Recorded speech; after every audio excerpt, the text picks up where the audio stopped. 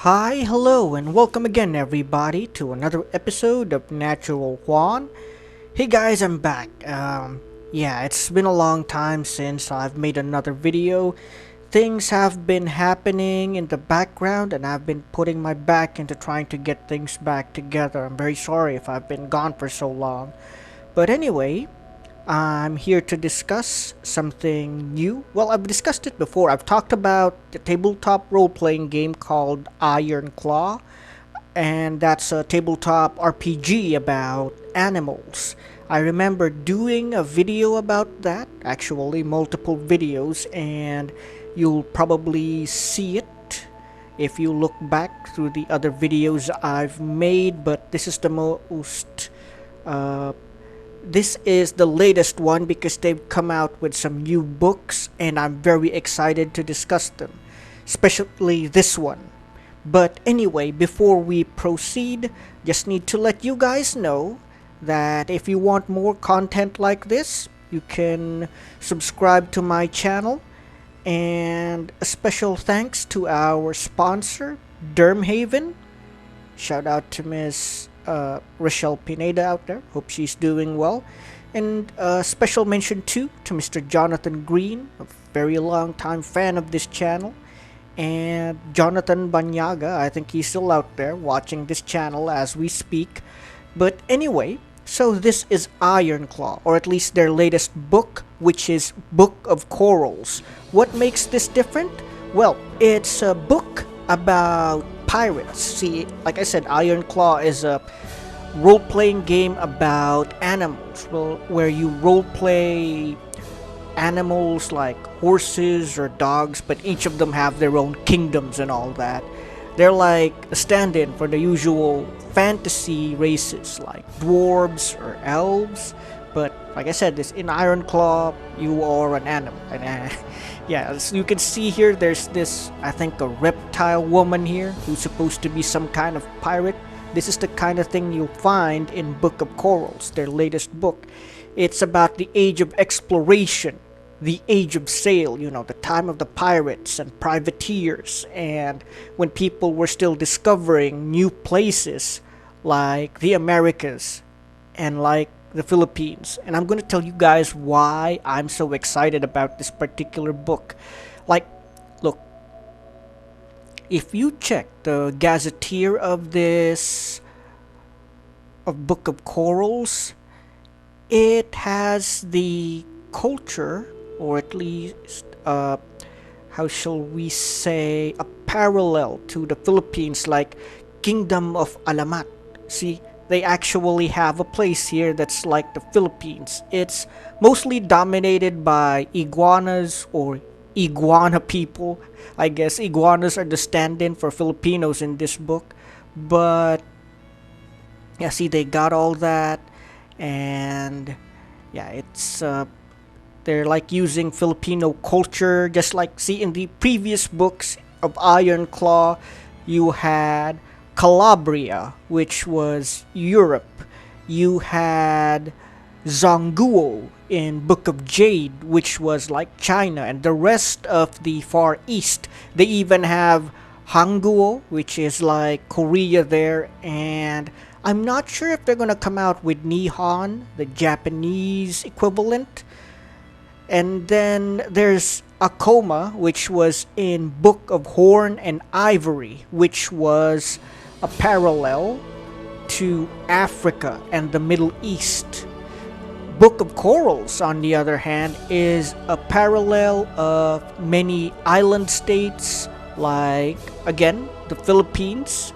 This really resembles us quite a bit, as I will soon show to you, as well as other undiscovered places. Now, let me show you what I mean by them using Filipino culture. Like, look at the careers. The bailan, that's the soothsayer of Filipino folklore and mythology. As you can see, they even use the symbol of our eight-armed sun, which sometimes people say is similar to the chaos symbol of Warhammer.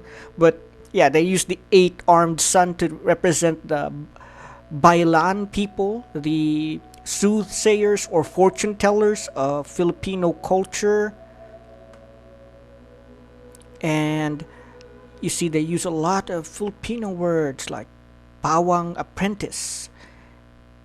And then you also have the Antingero people, the Albulario. They have that here too. So you see why you can see why this really calls out to me, being Filipino and a big fan of Filipino folklore and culture.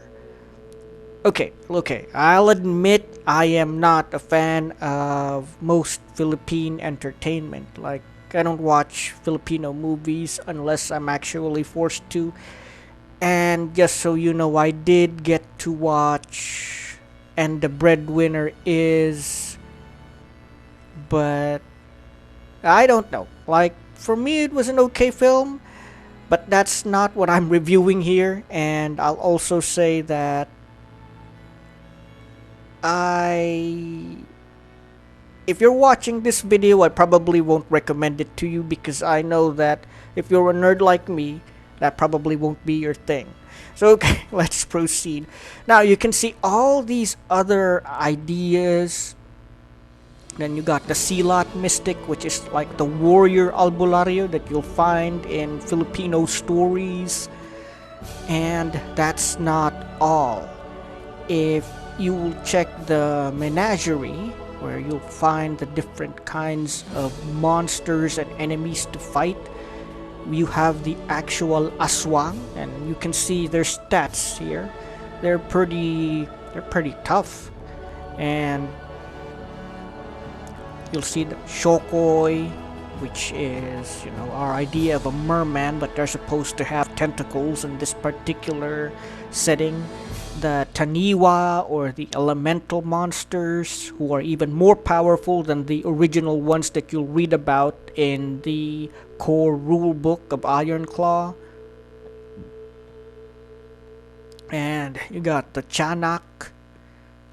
Another thing that's got me really excited about this book is the naval warfare aspect. Now, this is where you're really talking, because aside from giving the game a Filipino feel, the naval warfare feel gives you something out of Pirates of the Caribbean, another franchise that I think a certain company should focus on more instead of making remakes.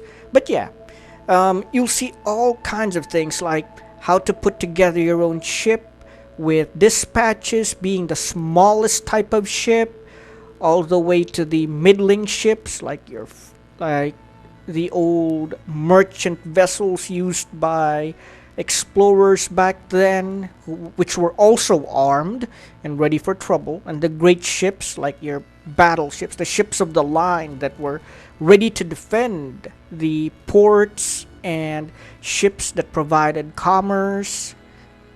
And it's got everything here from the naval warfare look. Like, I'm actually excited to discuss this, but I probably won't be discussing it yet, as I don't completely understand it yet. But you can see that the crew who put no pun intended, the crew of Sanguine Games who put this all together, they really put their heart into putting together how naval warfare works in this book. You'll see how everyone has a part to play on the ship, and every success they have ensures the survivability of the warship they're on once it gets into combat with enemy ships. The list goes on, as in you. Yeah, I gotta do a separate video about this because this is going to be long if I have to explain all this. And as you can see, there's already all kinds of things like captain of the ship, the maintenance station. Like I said, it's got just about everything here, aside from the Filipino feel of the game.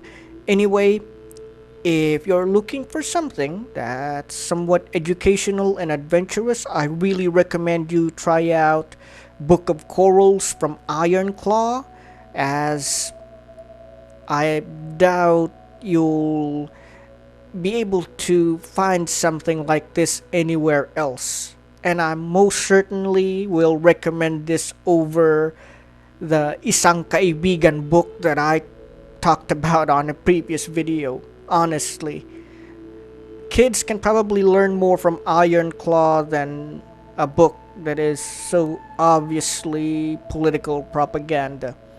Anyway, that's it for this episode of Natural Juan. I really hope you at least got an idea or a better feel of what Ironclaw is, and that you might want to try playing it one day. But anyway, thank you very much for watching the video. Again, if you want more videos like this, you can subscribe to my channel and watch more stuff like it. And yeah, I'll be back pretty soon to discuss more stuff. As for some of the stories I've been talking about, I will go over them again, but as of the moment, like I said, I'm still busy trying to put things together. Anyway, thank you very much. Natural Juan, out.